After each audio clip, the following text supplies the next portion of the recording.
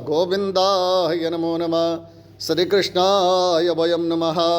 बोले सद्गुरुदेव भगवान की, बोले गजानन भगवान की, सत्यनारायण लक्ष्मी नारायण भगवान, श्यापति रामचंद्र भगवान की, पवन सुत हनुमान की, जगज्जननी दुर्गे मैया की, शंकर भगवान की, काशी विश्वनाथ की, बांके बिहारी लाल की, जुगल जोड़ी सरकार की, सत्य सनातन धर्म की जय। जयकार वीर बजरंगी हर हर हर महादेव, हर हर हर महादेव शंभो।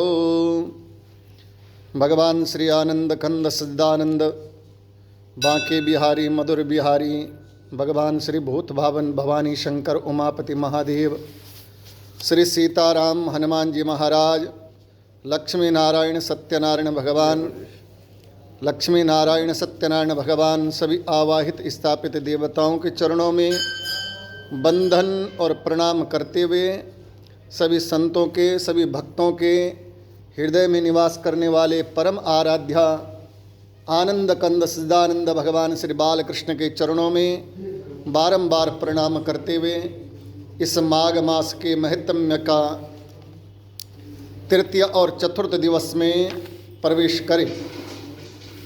कल माघ महत्म्य के अंतर्गत श्री वेदव्यास भगवान ने श्री सूत जी महाराज को श्री भृगु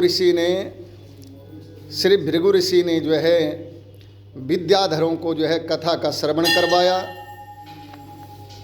और विद्याधरों की जो है जो विद्याधर थे जिनको जो है भृगु ऋषि ने बताया कि हे विद्याधर, तू अगर अपने रूप को देख करके अगर परेशान है, अगर तेरे मन में ये पीड़ा है कि तेरा रूप खराब है, तेरा रूप जो है सुंदर नहीं है, तो उसका साधन मैं तुझे बताता हूँ। बोला तेरा रूप भी सुधर जाएगा और तेरे को सुख की भी प्राप्ति हो जाएगी। तेरा जो ये विरूपता है, ये विरूपता तेरी समाप्त हो जाएगी। और तब जा कर के जो है श्री भृगु ऋषि ने जो है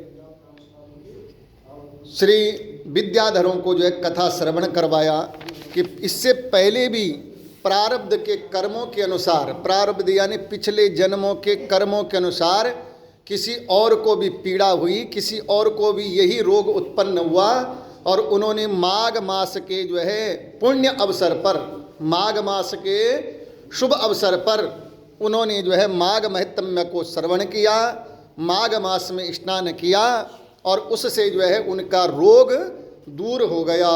यहाँ तक जो है ये कथा कल प्राप्त जो है चली थी। बोले श्री कृष्णचंद्र भगवान की जय।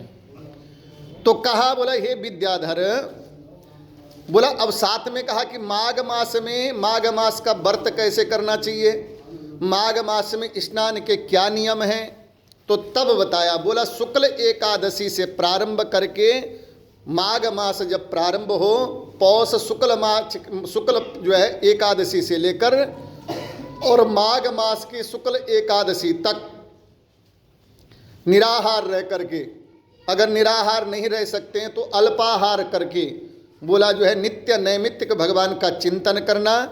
त्रिकाल पहले तो बताया, बोला त्रिकाल स्नान करे, 3 समय स्नान करे, प्रातःकाल, मध्याह्न और रात्रि, ये 3 काल में जो त्रिकाल स्नान के बारे में बताया।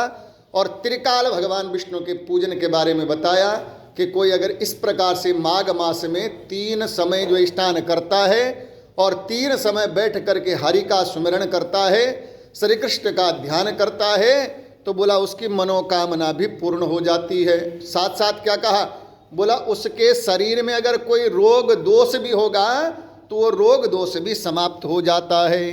बोले श्री कृष्णचंद्र भगवान की जय। और साथ में भृगु ऋषि ने कह दिया विद्याधर को, हे विद्याधर, अगर तू ऐसा करेगा माघ मास में, अगर तू माघ मास का व्रत ऐसा करेगा तो मैं तुझे विश्वास दिलाता हूँ, जैसे ही तेरा माघ मास का व्रत समाप्त होगा, मैं गंगा जल लेकर के तेरा अभिषेक करूंगा, यानी तेरे ऊपर गंगा जल का छींटा मारूंगा, और तेरा ये जो बाघ का मुख है, तेरा ये जो शेर का मुख है, ये जो है सुंदर रूपवान हो जाएगा। बोला कितना रूपवान हो जाऊंगा? बोला कामदेव की तरह जो है रूपवान तू हो जाएगा। हे विद्याधर, श्रेष्ठ देवता के मुख वाला होकर इस सुंदर स्त्री के साथ जो है, जो तेरी ये जया नाम की पत्नी है, क्योंकि विद्याधर ने एक ही समस्या बताई थी भृगु ऋषि को। वो जो है मणिद्वीप पर्वत की तलहटी में जब भृगु ऋषि वहां तप कर रहे थे, तो भृगु ऋषि को जो है तपस्वी देख करके विद्याधर जो है अपनी पत्नी के साथ, अपने परिवार के साथ भृगु ऋषि के पास आए थे। और भृगु ऋषि के पास आकर के बैठ गए, हाथ जोड़ किया, प्रणाम किया। भृगु ऋषि ने विद्याधर को पूछा था, विद्याधर तू मेरे पास आया तो है, लेकिन तेरे मन में कोई ना कोई चिंता तो है, तेरे मन में कोई ना कोई परेशानी तो है। क्योंकि जो दिव्य संत होते हैं, जो दिव्य मूर्ति होती है, वो जो है पहचान जाते हैं। और वैसे भी सुख और दुख, हानि और लाभ, ये चेहरा बता देता है कि इसको सुख है कि दुख है, इसको हानि में है या लाभ में है, ये चेहरा बता देता है। और भृगु ऋषि ने जब विद्याधर को पूछा, विद्याधर क्या बात है, तेरे मन में कुछ परेशानी है, तो कुछ ना कुछ जो है तेरे मन की जो है व्यथा है तेरे मन में। तो तब विद्याधर ने बोला, महाराज परेशानी तो बहुत बड़ी है। बोला क्या परेशानी है? बोला चेहरा देखकर नहीं लगता कि परेशानी। तो अच्छा, भृगु ऋषि को पूछा कि चेहरा देख करके परेशानी नहीं लगती, तो भृगु ऋषि ने देखा क्यों नहीं उस समय? सबसे बड़ी बात की, जब हम देख रहे हैं किसी के चेहरे में जो है चेहरा सुंदर है, सांवला है, गोरा है, तो सामने दिखता है। तो भृगु ऋषि ने बताया क्यों नहीं उस समय कि ये परेशानी है? भृगु ऋषि ने बोला मुझे तो कोई परेशानी नहीं लगती। बोला ऐसा क्यों बताया भृगु ऋषि ने? बोला जो संत होते ना, जो सज्जन होते हैं, उनको रूप से कोई मतलब नहीं है, उनको जो है हानि लाभ से कोई मतलब नहीं है, उनकी दृष्टि समान हो जाती है। तो भृगु ऋषि ने नहीं बताया। तो तब विद्याधर ने बोला, महाराज मेरी परेशानी ये है कि मेरी जो ये पत्नी है सुंदर रूपवान है, गुणवान है, और इतनी गुणवान है कि नृत्य कला इतनी सुंदर करती है, नृत्य इतना सुंदर करती है कि अप्सराएं भी इसके सामने जो है फीकी पड़ जाती है नृत्य में। बोला और क्या गुण है? बोला दूसरा गुण इसका और सुंदर, इतना बढ़िया गुण है कि ये 5 तार वाली जो बीणा है ना, नारद जी से भी बढ़िया ये बीणा बजाती है। और बोला इसकी बीणा को सुन करके स्वयं शंकर भगवान ने कहा कि इससे सुंदर रूपवान गुणवान जो है कोई नारी स्वर्ग में देवताओं की भी नहीं है। इतना जो है इसके गुणों की प्रशंसा भगवान शंकर ने भी करी। तो भृगु ऋषि ने बोला फिर परेशान क्यों है? बोला परेशान इसलिए हूँ कि मेरी पत्नी तो इतनी सुंदर है, और मेरा चेहरा देखो आप, बाघ का यानी शेर का मुख लगा हुआ, शरीर सुंदर है, पूर्व जन्म में कर्म मैंने बढ़िया किया था, शरीर बढ़िया मिला, स्वर्ग भी मिल गया, लेकिन चेहरा सुंदर नहीं मिला। बोला कैसे? बोला जानवर का जो है बाघ का मुख मिल गया। अब मेरे मन में ये चिंता है कि मेरी पत्नी इतनी सुंदर और मैं इतना कुरूप वाला, मेरी पत्नी को कोई न जाने क्या क्या कहते होंगे लोग, इसलिए मेरे मन में परेशानी है।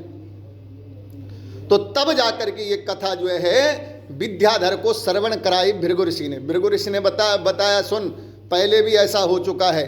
माघ मास के त्रिकाल स्नान से, माघ मास में 3 समय स्नान करने से, माघ मास में जो है भगवान विष्णु का चिंतन करने से, माघ मास में जो है नियम व्रत धारण करने से ये सब रोग दोष समाप्त हो जाते हैं।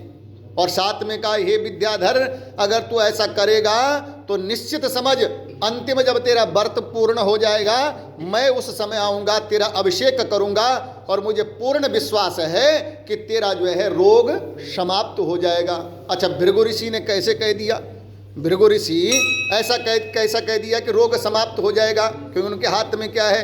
क्योंकि उनको अपने प्रभु पर भरोसा है कि जिस प्रभु ने इस माघ को इतना पुण्य बनाया है, वो प्रभु इसके रोग भी समाप्त कर देंगे। बोले श्री कृष्णचंद्र भगवान की जय।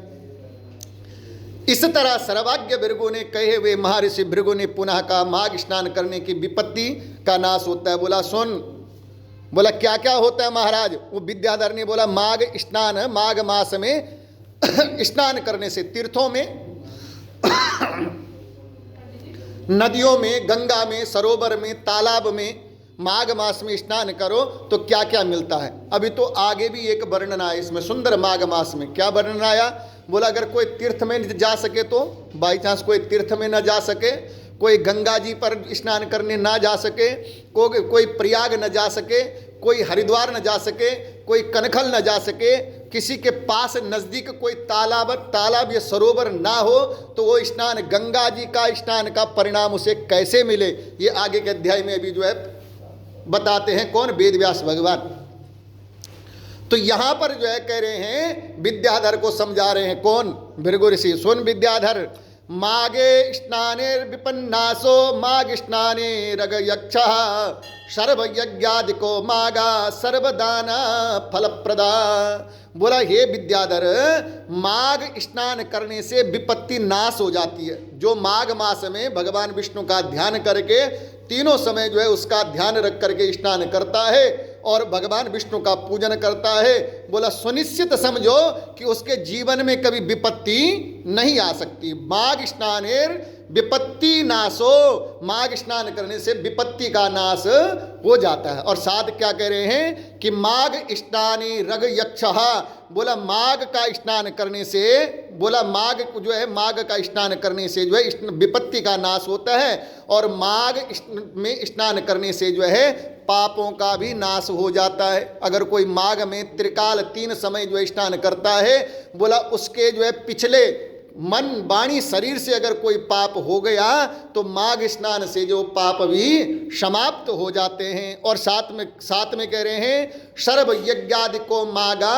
सर्वदान फलप्रदा। सभी यज्ञ करने से, जितने आप यज्ञ करो उन यज्ञों से भी ज़्यादा फल किसका है, बोला माघ मास में त्रिकाल स्नान करने से और माघ मास में भगवान विष्णु का पूजन करने से, उससे ज़्यादा फल है यज्ञ से ज़्यादा।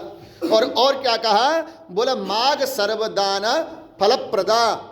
सभी दानों में श्रेष्ठ दान जो है माघ मास का ही दान बताया गया है। माघ मास में तिल का दान, आगे अध्यायों में वर्णन आएगा। माघ मास में वस्त्र का दान, माघ मास में कंबल आदि का दान, ये जो है माघ स्नान में जो है सर्व जो है सुंदर बताया गया है। और साथ में कह रहे हैं माघो गर्जति यज्ञेभ्यो माघो योगस्य गर्जति तीव्रा च तपसो माघो भो विद्याधर गर्जति। माघ यज्ञों से गरजता है। माघ मास जो है माघ मास का व्रत करने से यज्ञ भी गरजता है। यज्ञ भी बोलता है, यज्ञ भगवान भी बोलते हैं कि मैं तुझे आशीर्वाद देता हूँ। भगवान जो है स्वयं जो है उसको आशीर्वाद देते हैं। विद्याधर तीव्र तपस्या से जो है माघ गरजता है। और साथ में कहा, बोला पुष्कर, कुरुक्षेत्र, गंगा अभिमुक्त, प्रयाग, गंगा सागर, संगम स्थल में जो है 10 वर्षों में नियमों का पालन करने से जिस फल की प्राप्ति होती। क्या कह रहे हैं, बोला गंगा जी में जाकर के, हरिद्वार में जाकर के कोई वही अपनी झोपड़ी बना दे और वहीं सुबह शाम जो है स्नान करे, सुबह शाम हरि का ध्यान करे। कोई प्रयाग में जाकर के, कोई काशी में जाकर के, बोला इन जगहों पे जाकर के और 10 वर्ष तक वहाँ तप करे और माघ मास में केवल 1 महीने त्रिकाल स्नान करे। अपने घर के पास या सरोवर के पास या तालाब के पास या नदी में केवल 1 मास जो है नियम से त्रिकाल स्नान करे, भगवान विष्णु का पूजन करे। बोला उसका परिणाम भी उतना ही है जितना वो 10 वर्षों के जो है यज्ञ करने का परिणाम है। बोले श्री कृष्णचंद्र भगवान की जय। और इस प्रकार से कहा, बोला हे विद्याधर, कौन कह रहे हैं यहाँ पे, भृगु ऋषि कह रहे हैं। अच्छा, ये कथा कहाँ चल रही है, वेद व्यास जी सूत जी महाराज को सुना रहे हैं और भृगु ऋषि जो है विद्याधर को सुना रहे हैं। तो कह रहे हैं, बोला हे विद्याधर, स्वर्ग लोके चिरा रागो ये सा मनसि वर्तते यत्र क्वापि जलस्तेस्तो स्नातव्या मकरे रबो। बोला अगर किसी को जो है सभी मनोकामना पूर्ण करनी है, अगर किसी के मन में ऐसी इच्छा हो कि मेरी मनोकामना पूर्ण हो जाए, उसको ज़्यादा कुछ सोचने की जरूरत नहीं है। अगर कोई चाहता हो कि मेरी जो है रोग और दोष दूर हो जाए, बोला उसको सोचने की कुछ जरूरत नहीं है। बोला क्या करे, बोला जैसे ही मकर राशि में सूर्य आ जाए, यानी मकर संक्रांति प्रारंभ आ जाए, उसी दिन से जो अपने नियम पालन करे 1 मास तक, बोला उससे होगा क्या, मनोकामना भी पूर्ण हो जाएगी, संसार में सुख भी मिलेगा। और जब इस यात्रा को पूर्ण कर लोगे तो भगवान का शाश्वत धाम भी प्राप्त हो जाएगा। बोले श्री कृष्णचंद्र भगवान की जय। बोला विद्याधर ने बोला यही कामना है क्या? और कौन कौन लोग ऐसे हैं जो माघ का व्रत कर सकते हैं, माघ स्नान कर सकते हैं? तो कहा, बोला आयु आरोग्य संपत्ति रूप सौभाग्यात्म सौभाग्यता गुणा ये सम मनोरथस्तेस्तु नात्यजम माघ मज्जना। बोला अगर कोई आयु चाहता हो, कोई चाहता हो कि मेरी जो है मैं दीर्घायु रहूं, तो वो भी माघ स्नान करे तो उसको जो है दीर्घायु की प्राप्ति होगी। बोला कोई ऐसा चाहता हो कि मेरा शरीर स्वस्थ रहे, तो वो माघ का जो है त्रिकाल स्नान करे, भगवान विष्णु का ध्यान करे, उसका शरीर हमेशा स्वस्थ रहेगा। संपत्ति को चाहने वाला, धन धान्य को चाहने वाला, किसी प्रकार की भी जो कामना वाला है, वो माघ मास में भगवान विष्णु और शंकर जी की पूजा करे, त्रिकाल स्नान करे, उसकी कामना भी पूर्ण होगी, उसको सुख की भी प्राप्ति हो जाएगी। बोले श्री कृष्ण चंद्र भगवान की जय। श्री कृष्ण गोविंद हरे मुरारी हे नाथ नारायण वासुदेवा। श्री कृष्ण गोविंद हरे मुरारी हे नाथ नारायण वासुदेवा। हे नाथ नारायण वासुदेवा। हे नाथ नारायण वासुदेवा। हे नाथ नारायण वासुदेवा। हे नाथ नारायण वासुदेवा। बोले श्री कृष्णचंद्र भगवान की जय। अच्छा, भक्ति कितने प्रकार की है? विशेष करके भक्ति का तो वैसे 9 प्रकार की भक्ति बताई है। नवदा भक्ति रामायण में भी गाई है और भागवत जी ने भी गाई कि 9 प्रकार की भक्ति है। लेकिन इन भक्तियों में भी अगर कोई सार निकाले तो भक्ति 2 प्रकार से की जाती है। कैसे? एक सकाम, कैसे? बोला एक अकामो, एक जो है बिना कामना के, और एक कामना के। एक सकाम और एक निष्काम, कोई कामना नहीं है लेकिन भगवान की भक्ति करनी है। और एक जो है कामना के लिए की जाती है। जैसे कि मान लो उदाहरण के तौर पे कि मेरे जो है शरीर में कोई जो है विपत्ति आ गई, मेरे व्यापार में कोई विपत्ति आ गई, मेरी नौकरी में कोई जो है समस्या आ गई, तो तुरंत जो है पंडित जी के पास जाओ, पंडित जी को कुंडली दिखाओ, पंडित जी क्या करना चाहिए। तो पंडित जी ने तुरंत बता दिया, बोला पंडित जी आप क्या करो, आप भगवान विष्णु का जो है यज्ञ करो, आप भगवान शंकर का रुद्राभिषेक करो, आप भगवान महामृत्युंजय का पाठ करो, आप विष्णु सहस्त्र नाम का पाठ करो। अच्छा, ये पाठ तो भगवान का ही है भाई, विष्णु सहस्त्र नाम भी भगवान का ही पाठ है। तो जब भगवान का पाठ है, भक्ति ये भी है, लेकिन ये जो है सकाम भक्ति है। सकाम मतलब कामना है हमारी कि हमारा ये काम हो जाए। और दूसरी भक्ति है बोला निष्काम भक्ति। निष्काम भक्ति किसको? कोई कामना नहीं, भगवान तू मेरा है और भगवान मैं तेरा हूं और मैं तेरे चरणों का ध्यान करूंगा, मैं सुबह शाम तेरा ही चिंतन करूंगा, न मुझे किसी से लेना न मुझे किसी से देना। जिस प्रकार से भक्ति, निष्काम भक्ति जो है लक्ष्मण ने की, लक्ष्मण ने भी निष्काम भक्ति की। लक्ष्मण थे तो जंगल जाते हुए भगवान राम जब बन जा रहे तो भगवान राम ने कहा कि तू घर में रह और क्या कर, घर में तो घर में रहे और घर में रह करके तूने क्या करना? बोला माता पिता की सेवा करना, राज्य का जो है देखभाल करना। तो तुरंत लक्ष्मण ने हाथ जोड़े, बोला नहीं प्रभु, माता रामो मत पिता रामचंद्रा, मेरा तो सब कुछ राम है।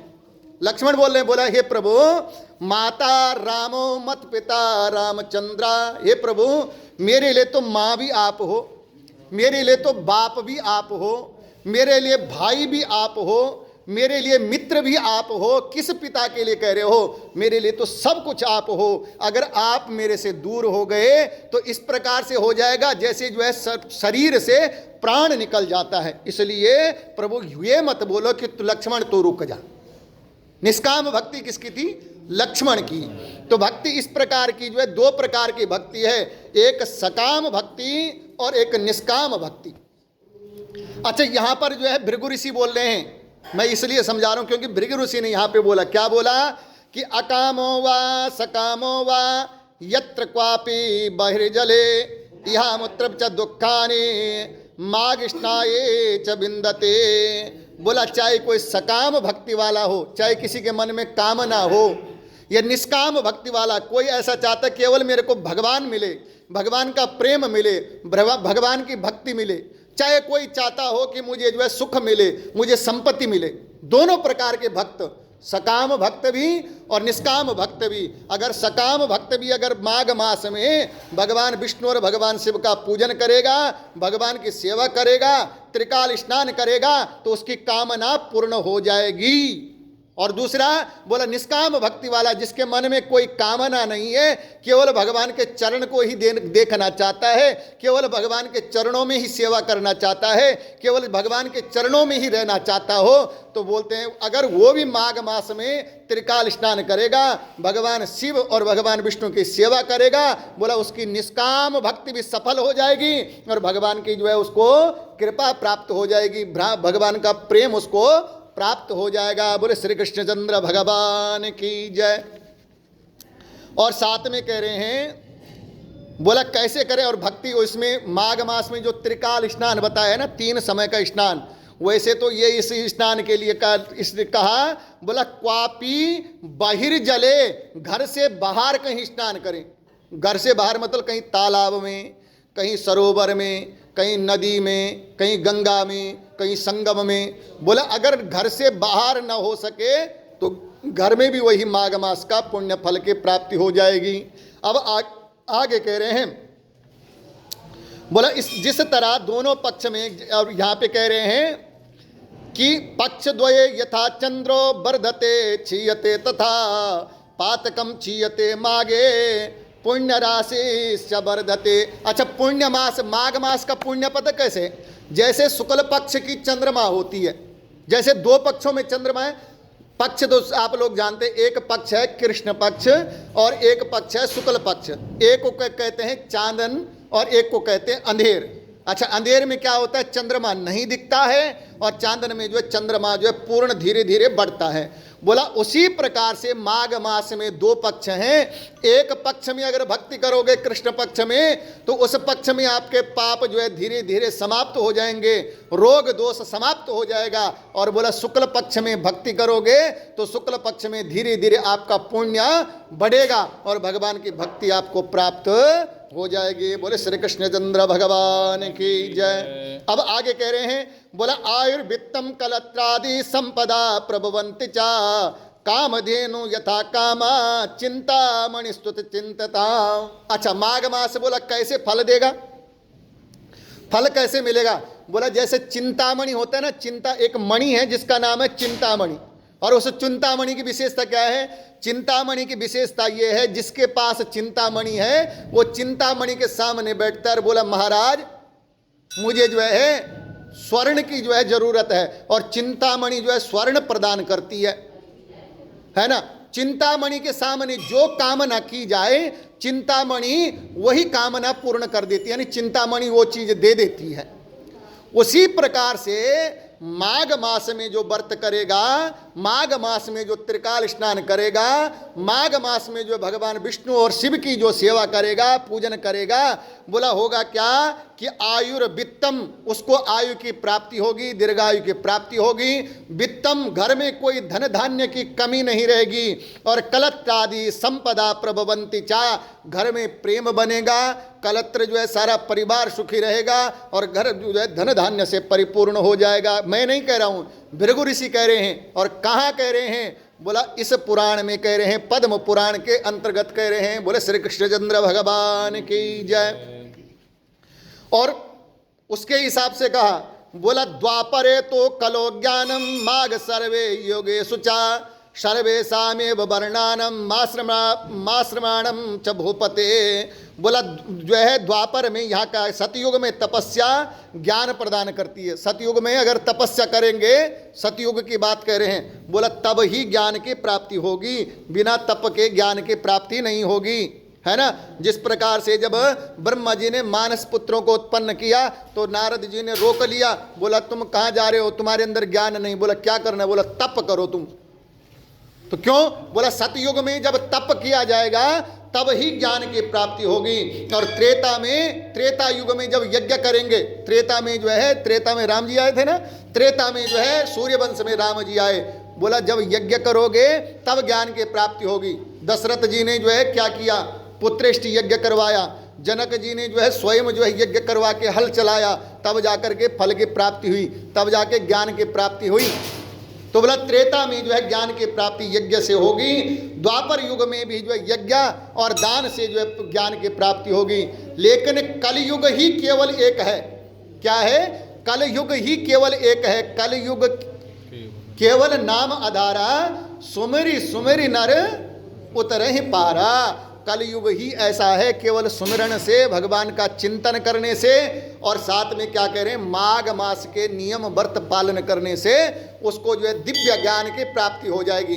अच्छा, ज्ञान ही मिलेगा तो ज्ञान से क्या होगा? बोला ज्ञान से सब कुछ हो जाता है।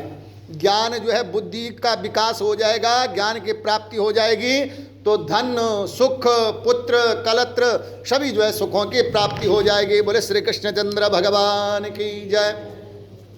अच्छा, ये जो कथा जब कर रहे थे ना, कौन? भृगु ऋषि। और किसको सुना रहे थे? विद्याधर को जब सुना रहे थे तो देवता उस मणिद्वीप पर्वत पर, मैंने परसों कथा सुनाई थी ना कि मणिद्वीप पर्वत पर अकेले जो है वहाँ कौन कौन रहते हैं? बोला देवता, यक्ष, किन्नर, नाग, गंधर्व सब वहाँ पर भगवान शिव और भगवान विष्णु की जो है तपस्या करते हैं। और उसी मणिद्वीप पर्वत की तलहटी पर भृगु ऋषि जो कथा सुना रहे विद्याधर को। जब ये कथा सुनाई तो देवता ने उसी आश्रम में भृगु ऋषि के साथ माघ महीने में देवता सारे इकट्ठे हो गए जो भगवान का तप कर रहे थे। भृगु ऋषि को बोला महाराज बड़ी कृपा करी आपने, ये माघ मास की महिमा हमारे को सुनाई। अब ऐसा करो, जब कथा आपने सुनाई है, भाई डॉक्टर है, जब रोग आपने बता दिया तो दवाई भी आप ही दे दो, है ना। डॉक्टर के पास जाओगे, डॉक्टर बोलेगा बुखार है, दवाई कहीं और लो, तो ऐसा तो नहीं चलेगा ना। तो बोला महाराज जब आपने ये रोग बता दिया तो अब इसकी दवाई भी आप करवा दो। बोला क्या करो? बोला ये झरना है, ये जो देव सरोवर है ना, इस कैलाश के नीचे मणिद्वीप जो है, मणिद्वीप शैल के पास इस झरने में हमें स्नान करवाओ। और स्वयं भृगु ऋषि के साथ देवताओं ने उस झरने के तट पर विधि पूर्वक अपनी पत्नी के साथ स्नान किया 1 महीने तक, पूरे माघ मास में। और महर्षि भृगु की कृपा से वो अपने मनोरथ को प्राप्त करके, जो विद्याधर जो कुरूप था, जिसका मुख जो है शेर यानी बाघ वाला मुख था, वो सुंदर रूप वाला हो गया। बोला कितना रूप वाला? बोला मानो स्वयं जो है कामदेव स्वर्ग से उतर करके आ गए, इतना सुंदर रूप उसको प्राप्त हो गया। महर्षि जो है महर्षि भृगु विंध्य पर्वत पर आ गए और माघ स्नान करने से कामदेव के सदृश मुख वाला रूप वाला विद्याधर हो गया। और महर्षि भृगु भी विंध्य पर्वत पर अपने शिष्यों के साथ रेवा तट पर आ गए। बोले श्री कृष्णचंद्र भगवान की जय। श्री कृष्ण गोविंद हरे मुरारी, हे नाथ नारायण वासुदेवा। श्री कृष्ण गोविंद हरे मुरारी, हे नाथ नारायण वासुदेवा। हे नाथ नारायण वासुदेवा, हे नाथ नारायण वासुदेवा। अच्छा, जब भृगु ऋषि ने ये कथा सुनाई ना तो तब वेद व्यास भगवान ने, कौन बोल रहे हैं? वेद व्यास भगवान जो 18 पुराण लिखते हैं, वो लिख रहे हैं, वो बोल रहे हैं कि अखिल भुवन सारम माघ महत्तम्य मेद ध्वजरा। बोला जो माघ मास की इस महत्म्य को भृगु ऋषि द्वारा कथित, जो भृगु ऋषि ने जो ये कथा सुनाई, ये माघ मास की, वेद व्यास भगवान बोल रहे हैं विद्याधर और भृगु ऋषि का ये जो प्रसंग, जो ये चरित्र है, जो ये कथा है, ये अनेक विचित्र फलों को जो है प्रदान करती है। विचित्र यानी जो आप कामना, जो आप कभी सोच भी नहीं सकते, ऐसा फल ये प्रदान कर देती है कथा। कौन? ये भृगु ऋषि और जो है विद्याधर वाली कथा। और साथ में कह रहे हैं, बोला ये कथा को जो सुनता है, कौन? विद्याधर और भृगु ऋषि वाली जो कथा हमने अभी सुनी, बोला इस कथा को जो सुनता है और जो सुनाता है, दोनों, मैं भी उसी में हूँ, अकेले आप नहीं हो, मैं भी उसी में हूँ। बोला इस कथा को जो सुनता है और जो सुनाता है, दोनों को जो है, बोला जो है संपूर्ण फलों की प्राप्ति होती है, यानी मनोकामना उसकी पूर्ण होती है। अच्छा, उस समय न जाने हमारे मन में कितनी सुंदर कामना हो, लेकिन हमारी कामना पूर्ण होगी। और सुंदर मनोरथ विद्याधर के समान जो है सभी की जो है मनोरथ मनोकामना पूर्ण होगी। कौन कह रहे हैं? वेद व्यास भगवान कह रहे हैं। बोले श्री कृष्णचंद्र भगवान की, बोले शंकर भगवान की जय। अब कह रहे हैं कि अधुना माघ महत्म्य प्रवक्ष्यामि नृपोत्तमा पृच्छते कार्तवीर्याया दात्रेयेणं भासिता। ये जो कथा है सबसे पहले कौन, ये जो माघ महत्म्य की जो कथा है, ये माघ महत्म्य की कथा किसके बीच में चल रही है? सबसे पहले बोला ये गुरु वशिष्ठ और राजा दिलीप के बीच में चल रही है। सूर्यवंश के जो राजा हैं गुरु वशिष्ठ, वो अपने सूर्यवंश के राजा दिलीप को सुना रहे हैं और यहां पर कह रहे हैं कि अधुना माघ महत्म्य प्रवक्ष्यामि नृपोत्तमं पृच्छते कार्तवीर्याया दात्रेयेणं भाषिता। बोला हे नृपश्रेष्ठ, हे राजा, कौन? गुरु वशिष्ठ कह रहे, बोला हे राजा, अब मैं माघ का महत्म्य बताता हूं। इस कथा को कार्तवीर्या और महर्षि दात्रेय जी का जो है प्रकरण है, इसके बीच में इनका संवाद है। बोले शंकर भगवान की जय। श्री हरि से माहिष्मति के राजा कार्तवीर्य ने पूछा, यहाँ पर जो है सहस्त्रार्जुन भी कह सकते हैं, उन्होंने जो है पूछा, बोला हे योगियों में श्रेष्ठ, भगवान दात्रेय भगवान को कहा, बोला हे भगवान, मैंने सभी धर्मों को सुना है। सहस्त्रार्जुन कह रहे हैं कार्तवीर्या कि हे भगवान, मैंने सभी जो है धर्मों को सुना है। धर्म का मतलब भगवान की कथा, धर्म का मतलब विशेष नहीं है, धर्म का मतलब भगवान की भक्ति, भगवान का प्रेम और भगवान के मन जो है भगवान के चरणों की सेवा।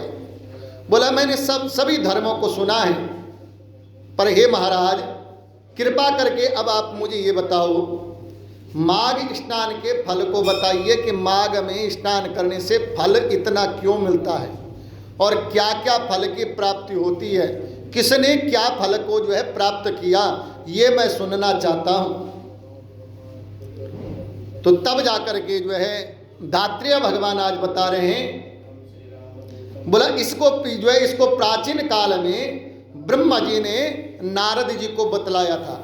ये जो कथा आई, ये कथा कहाँ से जो है भूधरा धाम पर अवतरित हुई, क्योंकि ये जो है शब्द ब्रह्मा है, ये भी जो सामने है ये शब्द ब्रह्मा है, कोई साधारण चीज नहीं। तो शब्द ब्रह्मा, ये शब्द ब्रह्मा कहाँ से प्रकट हुआ, किसकी कृपा से भूधरा धाम पर उतरा? बोला सबसे पहले ये शब्द ब्रह्मा जो है भगवान ब्रह्म के मुखारविंद से निकला और कहाँ स्थिर हुआ?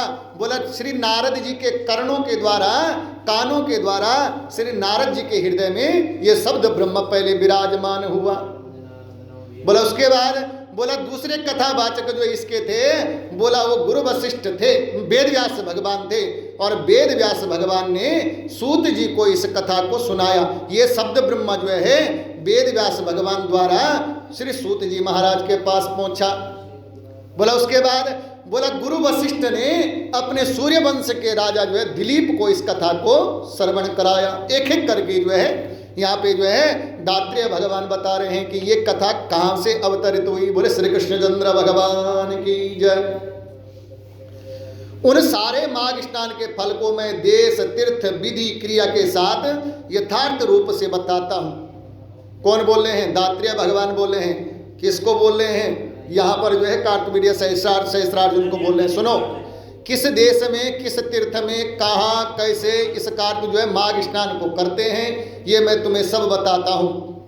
और सबसे पहले जो है जैसे भूखंड है ना, अजनाब खंड हो गए, ये बहुत विस्तार है कथा का, तो सीधा जो है भूखंड का जो है सृष्टि का विस्तार नहीं सुनते, साधारण चलते हैं कथा में, जो समझ में आपको भी आए और मुझे भी सुनाने में अच्छा लगे।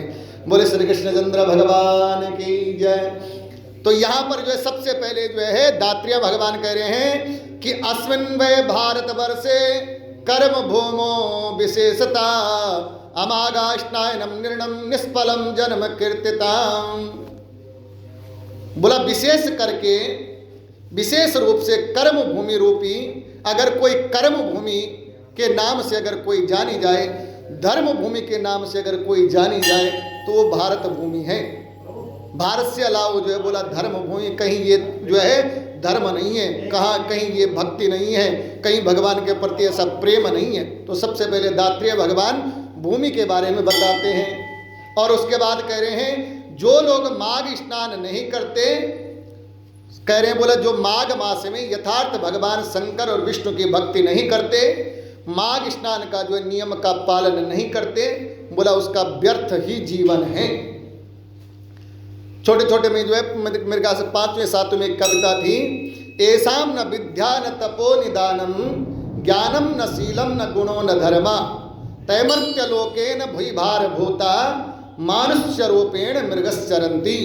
बोला जिसके मन में, बोला ऐसाम न विद्या है, न ज्ञान है, न तप है, ऐसाम न विद्या न तपो निदानम ज्ञानम न शीलम, न ज्ञान है, न शील है, न गुण है, न धर्म है, न भगवान की भक्ति में प्रेम है, न भगवान के चरणों में प्रेम है। बोला वो क्या है, बोला पशु के समान है। तैमर्त्य लोकेन, बोला वो इस मृत्यु लोक में क्या है, तैमर्त्य लोकेन भूई भार भूता, इस मृत्यु लोक में केवल भार बना, वजन बना है, पृथ्वी माता के ऊपर वजन बना हुआ है। तैमर्त्य लोकेन भूई भार भूता मानुष्य रूपेण मृगश्चरंती। बोला मनुष्य तो है, लेकिन उसको देख करके ये समझो कि ये मृग है, जो केवल जो है नए नए वृक्षों को जो है क्षति पहुंचा रहा है और कुछ नहीं कर रहा है। बोले श्री कृष्णचंद्र भगवान की जय। श्री कृष्ण गोविंद हरे मुरारी, हे नाथ नारायण वासुदेवा। श्री कृष्ण के गोविंद हरे मुरारी, हे नाथ नारायण वासुदेवा, हे नाथ नारायण वासुदेवा, हे नाथ नारायण वासुदेवा। और बोला असूर्या गगनम यच्चंद्रमो मुंडमंडलम।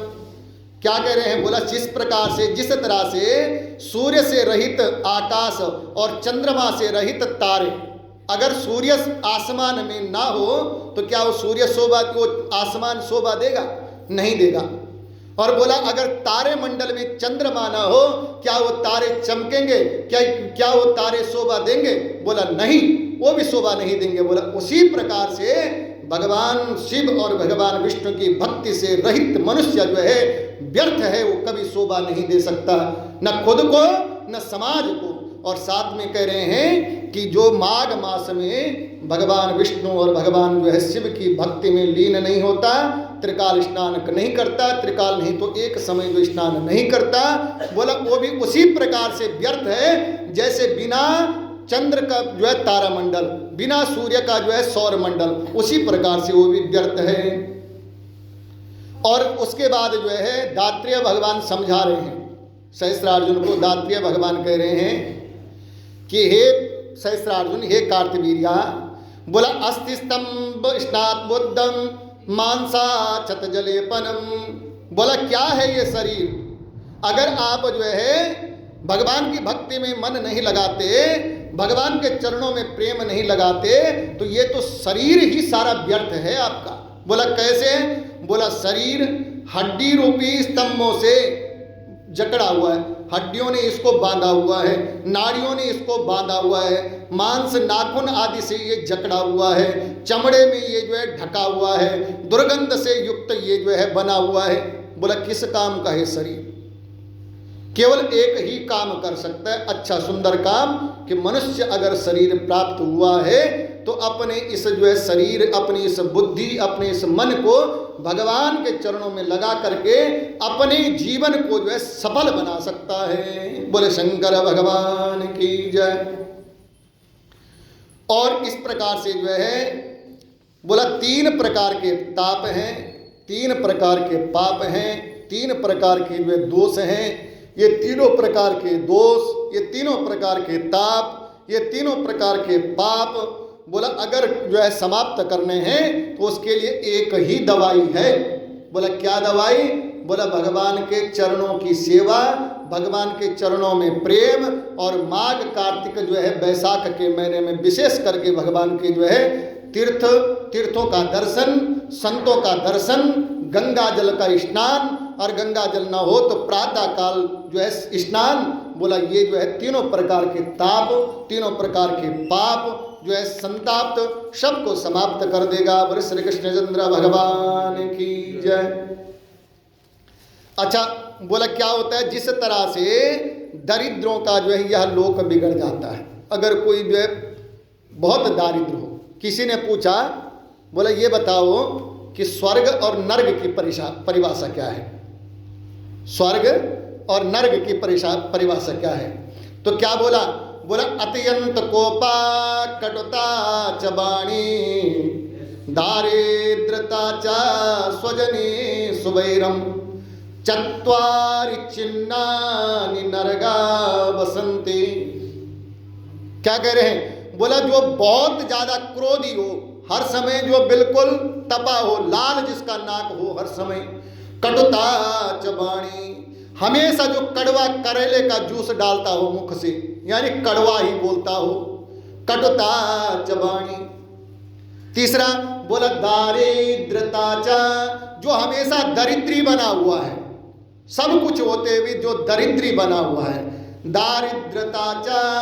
और चौथा लक्षण बताया, बोला स्वजने सुबैरम, जो हमेशा अपनी जनों से बैर पालता हो, मामी चाची बुआ भतीजा माँ बाप सबसे बैर रखता हो। चत्वारि चिन्नानि नरगा बसंती, ये 4 चिन्ह के लक्षण बोला बढ़िया नहीं है, ये सीधा जो है नरक गमन के लक्षण है। बोले श्री कृष्णचंद्र भगवान की, शंकर भगवान की जय। तो यहाँ पर बोला, यहाँ पे कौन कह रहे हैं? जो है भगवान कह रहे हैं सहस्रार्जुन से, दात्रेय भगवान, जिस तरह से जो है दारिद्रता जो है यह लोक बिगड़ जाता है। अगर कोई दरिद्र हो जाए उसका ये लोक बिगड़ जाता है, न समाज में उसको सम्मान मिलता है, न उसको जो है सुख मिलता है, हर प्रकार से उसका इस लोक बिगड़ जाता है। बोला उसी तरह से माघ मास जो स्नान नहीं करता, बोला उसका जो है माघ स्नान करे बिना मनुष्य का जन्म ही बिगड़ जाता है। जो दारिद्र्य हो उसका केवल क्या होता है? बोला ये लोक बिगड़ता है। क्यों? क्योंकि समाज में बहुत अच्छी जगह उसको जो है सम्मान नहीं मिलेगा, सुख की प्राप्ति उसके पास कम है।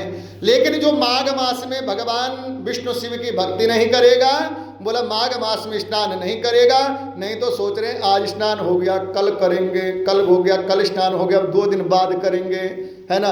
तो जो ऐसा करेगा बोला उसका इहालोक नहीं, बोला उसका परलोक भी बिगड़ जाता है। इसलिए माघ मास में भगवान का ध्यान, भगवान का जो है नाम से स्नान करें। बोले श्री कृष्णचंद्र भगवान की जय।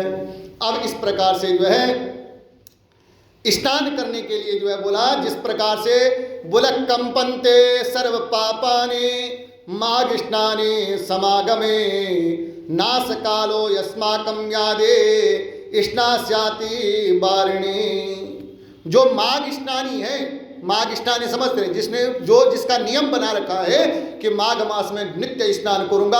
और माघ स्नान जो है कैसे करना है? बोला हरि को, भगवान को अपने चित्त में, वैसे भी जब स्नान करो ना उस समय पुरुषों के लिए तो बताया है, जो पुरुष है बोला जोर जोर से माँ भगवती गंगा का स्मरण करे, गंगेश्चैव यमुनेश्चैव गोदावरी सरस्वती नर्मदे सिंधु कावेरी जलस्मिन् सन्निधानं कुरु। और नहीं तो पंडित जी जैसे करवाते हैं, अपवित्र पवित्रो वा शरभावस्थांगतोऽपि वा, बोला हे माँ गंगा अपवित्र पवित्रो वा, मुझे अंदर और बाहर दोनों जगह से मुझे शुद्ध कर लेना। होता क्या है? गंगा का जो है जब हम स्नान करते हैं, सुंदर शैम्पू साबुन लगाया, वो तो शरीर को ही शुद्ध कर रहा है, मन को कहाँ शुद्ध कर रहा है? बोला मन को शुद्ध करने के लिए आचमन करें और जो है वहाँ पर जल को जो है मंत्रित करें। और बोले अपवित्र पवित्रो वा शरभावस्थांगतोऽपि वा या स्मृत पुंडरीकाक्ष शवायाभ्यंतरा शुचि। हे माँ गंगा, मैं स्नान करता हूँ, ऐसी कृपा करना मेरा शरीर अंदर और बाहर दोनों जगह से जो है पवित्र हो जाए। बोले गंगा मैया की जय।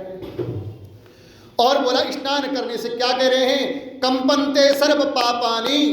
जो माघ स्नानी है, माघ स्नानी मतलब जो माघ के महीने में प्रत्येक दिन स्नान करता है, बोला उसको देख करके पाप भी कांपने लगता है कि मैं इसके नजदीक नहीं जाऊंगा। क्यों नहीं जाऊंगा? कि ये तो माघ स्नानी है, ये तो धर्मात्मा है, ये तो पुण्य आत्मा है। धर्मात्मा किसको कहते हैं? पुण्य आत्मा किसको कहते हैं? जो भगवान की भक्ति करता है, भगवान के नियमों का पालन करता है, माघ का स्नान, कार्तिक का स्नान, वैशाख का दान, उनको जो पुण्य आत्मा विमलात्मा कहते हैं। और बोला पाप ऐसे पुण्य आत्मा के नजदीक नहीं जाता, कांपता है कहीं माघ स्नान वाले का कहीं स्पर्श हो जाए तो मैं समाप्त हो जाऊंगा। हर चीज को अपना डर है ना। जब मेढक है हरि मिलन को हरि गए हरि के पास।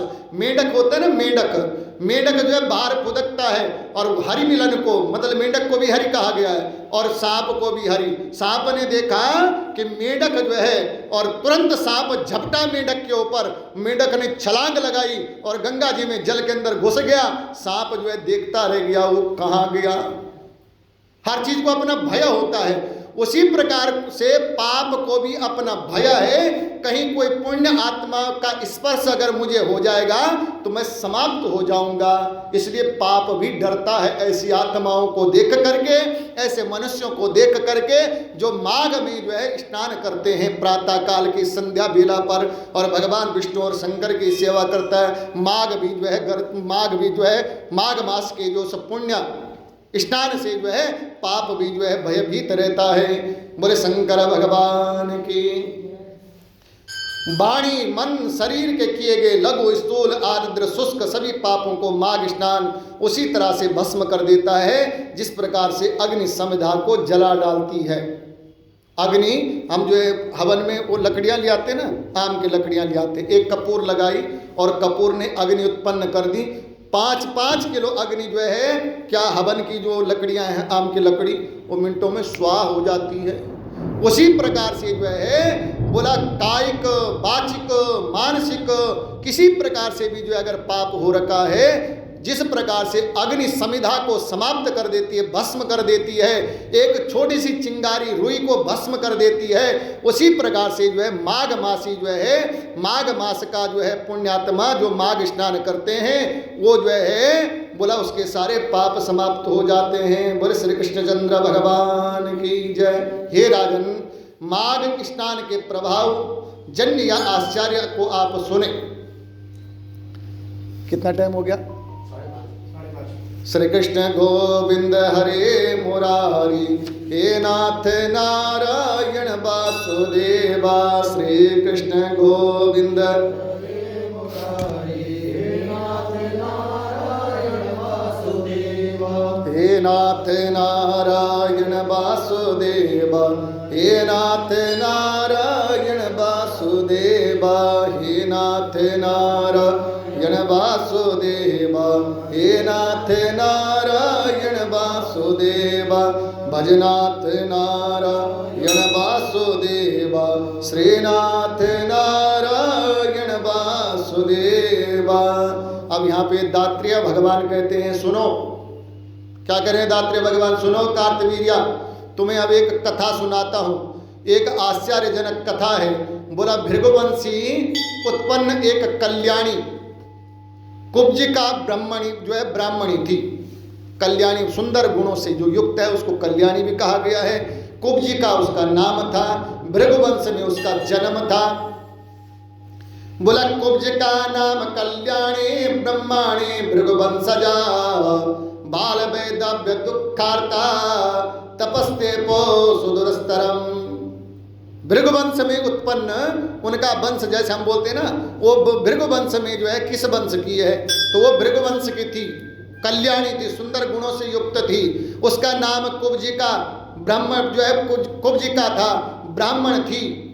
लेकिन दुर्भाग्य से क्या हुआ कि जो है उस समय, क्योंकि गौण काल के विवाह यानी 12 वर्ष का विवाह हो जाता है, तो बोला वो कुब्जिका ब्राह्मणी जो थी वो बाल वैधव्य हो गई, यानी बचपन में ही विधवा हो गई। बाल वैधव्य जो है वो ब्राह्मणी थी, जो दुख को जो है आर्त हो गई।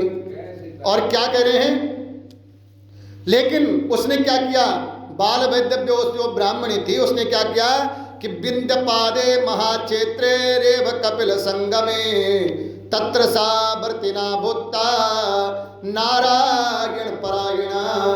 उस ब्राह्मणी ने क्या करा, बोला कठोर तप करने के लिए विंध्याचल पर्वत की ओर चल पड़ी। छोटी सी उम्र थी उस ब्राह्मणी की, लेकिन घबराई नहीं और वहां से जो है घर छोड़ करके निकल गई। कहाँ गई?